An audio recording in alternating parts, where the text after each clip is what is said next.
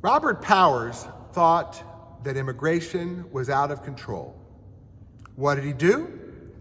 He murdered 11 worshipers at Tree of Life Synagogue in Pittsburgh, injuring 6, because he believed the Great Replacement theory, which imagines American Jews to be masterminds of a conspiracy to replace America's white majority with people of color.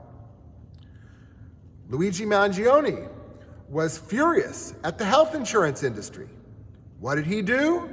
He murdered Brian Thompson, CEO of United Healthcare. The New Republic reported, at the scene of the shooting, investigators found shell casings with the words "deny, defend, and depose" on them. An apparent reference to delay, deny, and defend, a phrase describing tactics by health insurance companies to refuse coverage to their customers. Tyler Robinson didn't like what Charlie Kirk said. What did he do? He murdered him. Documents charging Robinson with the assassination record that when his parents recognized him in photos of Kirk's assassin, they asked their son why he committed the crime, to which he said, "There's too much evil, and the guy, Charlie Kirk, spreads too much hate." Reasonable people may believe that there are too many immigrants in this country. Most of us agree that the health insurance companies work hard to deny health care to their customers, sometimes with disastrous and even deadly results. And Tyler Robinson was hardly the only American who disagreed with Charlie Kirk. But here's the thing. Neither Robert Powers, nor Luigi Mangione, nor Tyler Robinson achieved his goals. Mangione came closest, with a cult following sparking outrage at unethical health insurance companies. Still, the industry has not changed, and there's no indication that it will. Immigration is being strongly addressed now, but no reasonable person would credit the anti-Semitic Pittsburgh mass murderer for that. And Charlie Kirk's movement is stronger than ever. What do all these murderers have in common? They all had views shared by millions of Americans. Each of them sought to achieve his objective through grotesque immoral means. Each failed to accomplish his aim. The means employed were not only immoral, they were also ineffective. We are much more likely to achieve our goals if we seek to do so through righteous action. Righteous action is a worthy objective in its own right, too. This summer, Rabbi Pamela Wax addressed a jarring tension between two possible responses to a sense of injustice, both found in one Torah portion, Pinchas. On the one hand, she writes, the parsha takes its name from a man who is rewarded for his violence. Pinchas zealously murdered 2 presumed idolaters without recourse to due process. In contrast, the portion also presents us with the model of diplomacy exemplified by 5 daughters of Tzalafachad. Pinchas opposes intimate relations between Israelites and non-Israelites, a common biblical stance. How does he deal with that? Seeing an Israelite man consorting with a Midianite woman, he runs them both through with his spear, murdering them.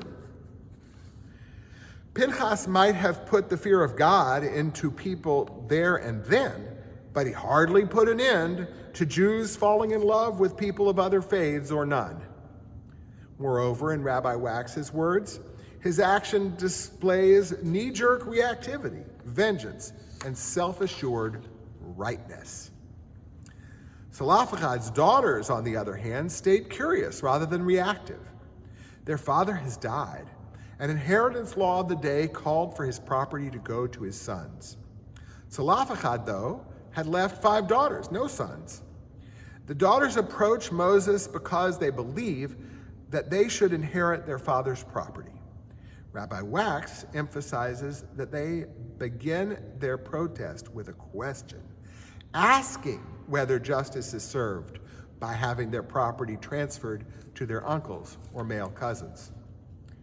Even if the daughter's question is rhetorical, opening with a question is a technique that Rabbi Wax calls a great tool to have in our back pockets when we are in relationship with those with whom we disagree. We often achieve more when we respond to what we perceive as injustice, wrong-headedness, even hate speech, with a question rather than an indignant declaration. Rabbi Wax cites the great social scientist Brené Brown, who said, "I'm here to get it right, not to be right." Getting it right is about the soul. It's about integrity, and it's about teshuvah, the reason we're here today, returning again and again to our best and highest selves. Zelophehad's daughters prevail, and not only in their own time. We take women's inheritance rights for granted. Rabbi Gunther Plaut called their story a prime example of how a law that was devised for a specific occasion became the foundation for a statement of law, of general law. The daughters, Machla, Noah, Chogla, Milcah, and Tirzah, not only get it right, but they also do it right, and they accomplish their goal. Last month, we held a program here at Temple with Braver Angels of Arkansas. Our facilitators, one leaning left, the other leaning right, taught techniques for effective communication among people who disagree. If we enter conversations with the purpose of changing people's mind, we're unlikely to succeed. By contrast, if our goal is to understand another person's viewpoint better, we improve our chance of success at understanding, that is, but not only that. If we enter the discussion with curiosity rather than certainty, we are more likely to preserve the relationship. Perhaps nobody's mind will be changed, but even if the goal is to convince the other person they're wrong, that's not going to happen without understanding where they're coming from. A few years ago, the person listening to Congregation Agudath Hachim's voicemail heard an awful anti-Semitic threat. They had caller ID, and the voice sounded like that of a preteen. The police identified the voice of the caller, the source of the call, and yes, the caller was a kid. The synagogue could have pressed charges, and nobody should have faulted them if they had. Anti-Semitism poses a mortal danger to Jewish safety, and all threats should be taken seriously. Still, Agudath Hachim rabbinic and lay leadership agreed education was the best choice in this case. Yes, the kid was obligated to participate, and the congregation could and perhaps would have pressed charges had he refused. One could say the story doesn't have a happy ending. When Rabbi Michael Weiser and his wife made a decision like Agudath Hachim's upon receiving hateful and much more dangerous messages from a correspondent who turned out to be a KKK Grand Wizard, the Grand Wizard, Larry Trapp, repented and ultimately converted to Judaism. That did not happen here. At a Yom HaShoah observance, Holocaust remembrance gathering where Professor Dorian Stuber told the Agudath Hachim story, he could not be sure that the young man would now be a friend to the Jewish people.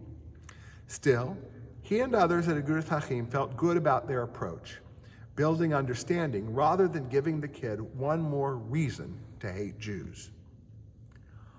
On this Yom Kippur, as we resolve to be our best selves in 5786, let us focus less on being right and more on pursuing our goals righteously. Let us move away from our certainty when we can, and at least for long enough to understand those who disagree with us. At least for long enough to maintain and even strengthen relationships across lines of difference. Then, as we seek to increase justice in this world, we will do that work with love, and with love we may build justice. Ken Yiratzon, may that be God's will. And we say,